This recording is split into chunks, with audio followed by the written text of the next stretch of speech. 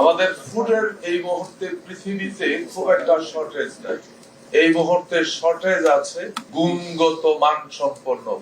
পৃথিবীর কোন ভ্যাকসিন বা পেস্টিসাইডে মানুষের কল্যাণ নয়।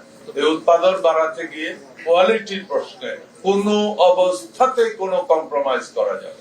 যে কর্মের সাথে জড়িত থাকে এই কর্মকে যদি অর্থনৈতিক ভাবে শক্তিশালী করা যায়, স্ট্যাবল করা যায়, ও দেশের অর্থনীতি স্থায়ী ভাবে শক্তিশালী। আমাদের দেশ কৃষি প্রধান দেশ, ৭৫% মানুষ direct or indirect involved with agriculture. The fisheries also inside agriculture. Now come for the point. আমাদের এগ্রিকালচার দুই কারণে আমরা উৎপাদন, এক আমাদের চাহিদা পূরণ, দুই আন্তর্জাতিক বাজারে আমাদের অবস্থান নিয়ে যাবে। আমাদের চাহিদা যদি পূরণ করতে হয় তাহলে আমাদেরকে উৎপাদন করতে হবে। এই মুহূর্তে আমরা যথেষ্ট উৎপাদন করছি। আজকে যারা এই অর্গানাইজেশন যারা এই অনুষ্ঠানের আয়োজন করেছেন ওনাদের মতো অনেকেই, আপনাদের মতো অনেকেই কাজ করছে। আমাদের ফুডের এই মুহূর্তে পৃথিবীতে খুব একটা শর্টেজ নাই। এই মুহূর্তে শর্টেজ আছে গুণগত মানসম্পন্ন। This is the biggest problem in the world right now. It's not the problem for Bangladesh only. It's a problem of the world. So আমরা যদি এক্সপোর্ট করতে চাই, আমরা যদি ইকোনমিকে ডেভেলপ করতে চাই, আমাদেরকে অ্যাগ্রো বেসড প্রোডাক্ট এক্সপোর্ট করতে হবে। অ্যাগ্রো বেসড প্রোডাক্ট এক্সপোর্ট করতে হলে আমাদেরকে মানসম্মত অ্যাগ্রো বেসড প্রোডাক্ট উৎপাদন করতে হবে।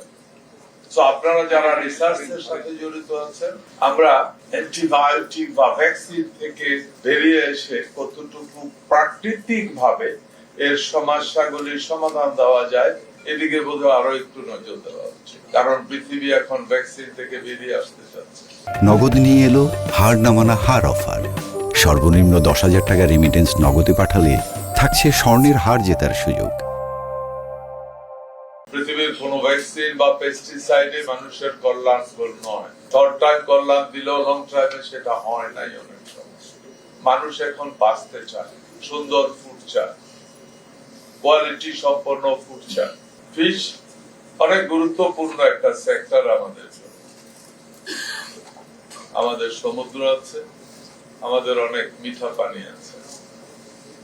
আপনারা আপনাদের প্রেজেন্টেশনে দেখিয়েছেন মাছে রোগ আক্রান্ত হচ্ছে এবং ওই রোগের জন্য আমরা বিভিন্ন মেডিসিন ব্যবহার করতে হচ্ছে।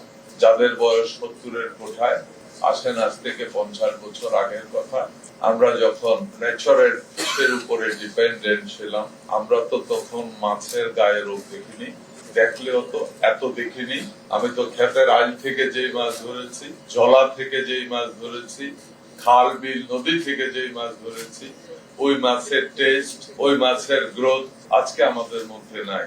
আমি এগ্রিকালচার মিনিস্টার হিসেবে আপনাদেরকে বলছি, আমি আপ্রাণ চেষ্টা করে যাচ্ছি যে পেস্টিসাইড মাটি, পানি, আলো, বাতাসকে এবং মানুষকে ক্ষতিকারক হবে সেই পেস্টিসাইড থেকে বেরিয়ে আসার জন্য। এর মধ্যে আমরা কাজ করে যাচ্ছি।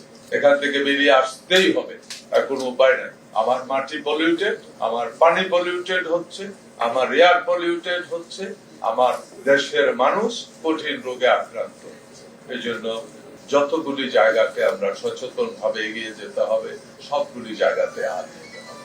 মাছে ভাতে বাঙালি, আমরা কিচ্ছু না পাইলেও বলি যে একটু গুড়াগাড়া বাদ দিয়া ফাঁকা ফুটা ফাঁক করে দেখে, এটাই বাস্তব সত্য। মাছ ছাড়া আমরা বাঁচতে পারবো। এখন প্রয়োজন উৎপাদন বাড়ানো। মানুষ বেড়েছে, চাহিদা বেড়েছে। যারা বিজ্ঞানী আছেন তাদেরকে অনুরোধ করব, এই উৎপাদন বাড়াতে গিয়ে কোয়ালিটির প্রশ্নে কোন অবস্থাতে কোনো কম্প্রোমাইজ করা যাবে। Very important.